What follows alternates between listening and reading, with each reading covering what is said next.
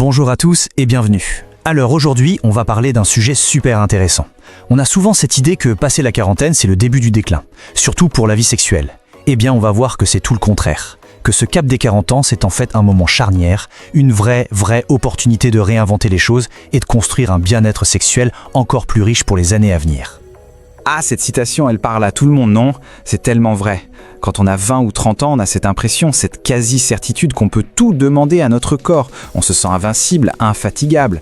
Et la santé sexuelle, on n'y pense même pas. Ça va de soi, c'est juste là, c'est une évidence. Et puis, voilà, le changement arrive.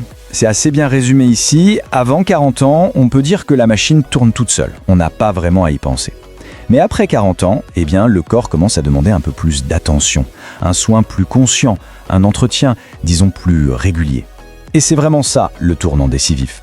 Mais attention, et ça c'est super important, il ne faut pas voir ça comme une crise. Bien au contraire, c'est une opportunité. C'est vrai, c'est l'âge où on peut commencer à sentir des petits trucs, des changements subtils, les artères qui sont un peu moins souples, une fatigue qui s'installe plus vite, des fluctuations hormonales. C'est justement pour ça que c'est le moment parfait pour agir. Agir en prévention et vraiment se construire des bases en béton pour la suite. Alors, pour construire ces fameuses bases, on va passer en revue 6 points essentiels. On a déjà commencé à parler du tournant des 40 ans, ensuite on va plonger dans le sommeil, qui est un pilier réparateur, puis on verra l'impact direct de l'alimentation, l'importance de bouger, comment gérer le stress du quotidien, et pour finir, comment on peut concrètement réinventer sa vie sexuelle. Allez, on attaque avec le premier pilier, et franchement c'est peut-être le plus important de tous, le sommeil. On a tendance à le négliger, à le mettre de côté, mais son rôle est juste fondamental, vraiment.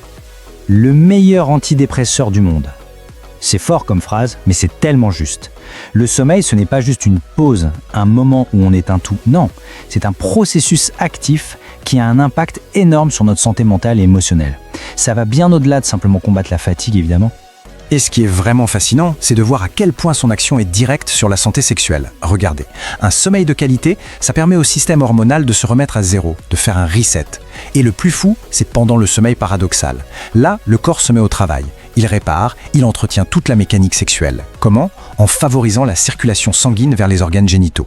C'est comme une maintenance de nuit, complètement essentielle pour que tout fonctionne bien. Après le sommeil, on passe logiquement au deuxième pilier, ce qu'on met dans notre assiette, l'alimentation. Et là aussi, l'impact est direct, presque immédiat, surtout sur la fonction sexuelle. Et là, il y a un truc à bien comprendre.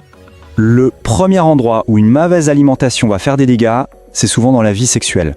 Pourquoi? Parce que les toutes petites artères, celles qui sont absolument cruciales pour l'érection ou l'excitation, ce sont les toutes premières à être touchées bien avant qu'on le sente d'autres soucis de santé plus généraux. C'est là que ça peut commencer à coincer. Donc logiquement, une bonne alimentation, ça vient protéger toute cette tuyauterie si on veut. Ça évite aussi les fameux coups de barre digestifs qui nous vident de toute énergie.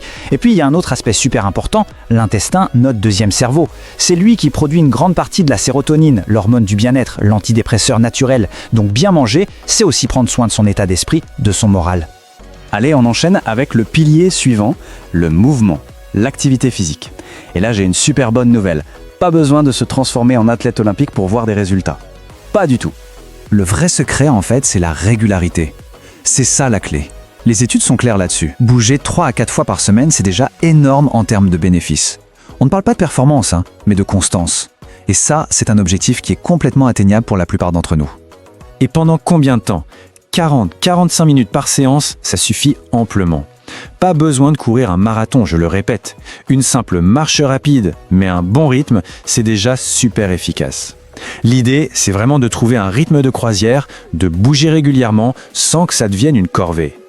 Et alors là, accrochez-vous bien, parce que les résultats, ils sont juste spectaculaires. C'est prouvé scientifiquement. Les personnes qui combinent une bonne alimentation et une activité régulière ont 3 fois moins de risques d'avoir des soucis sexuels. 3 fois. Et ce n'est pas tout. Pour ceux qui ont déjà des difficultés, cette hygiène de vie permet de les résoudre dans un cas sur 2, une chance sur 2. Et ça, sans aucun médicament. C'est quand même la preuve incroyable du pouvoir qu'on a entre nos mains.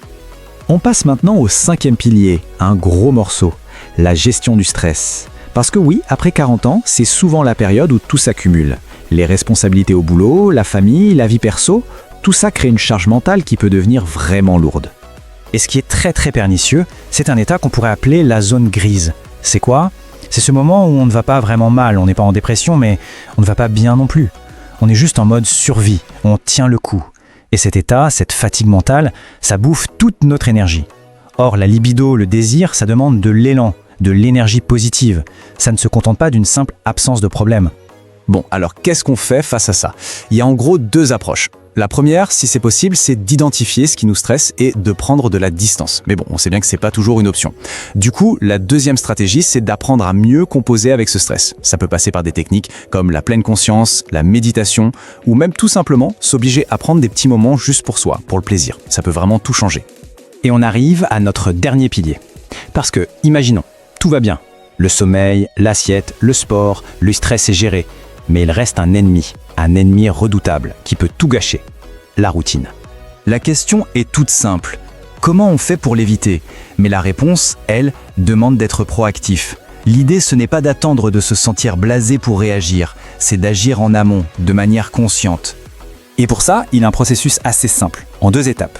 La première étape, elle est personnelle. C'est prendre un temps pour soi et se demander où j'en suis. Est-ce que ce que je vis me convient? Qu'est-ce que j'aimerais changer, améliorer ou peut-être même essayer de nouveau? Et puis vient la deuxième étape, sans doute la plus importante et souvent la plus compliquée. En parler, communiquer, oser partager ça avec son partenaire. C'est ce dialogue qui peut créer une dynamique totalement nouvelle et relancer la machine. Et on va terminer là-dessus, sur cette idée qui est vraiment pleine d'optimisme. Non, la sexualité ne s'arrête pas avec l'âge et elle peut même devenir meilleure. Loin d'être une fatalité, le temps qui passe, si on prend soin de soi et de sa relation, peut vraiment ouvrir la porte à une sexualité plus profonde, plus consciente, plus épanouissante. Finalement, la sexualité n'a pas vraiment d'âge. Avec un peu d'attention, elle peut vraiment s'améliorer avec les années.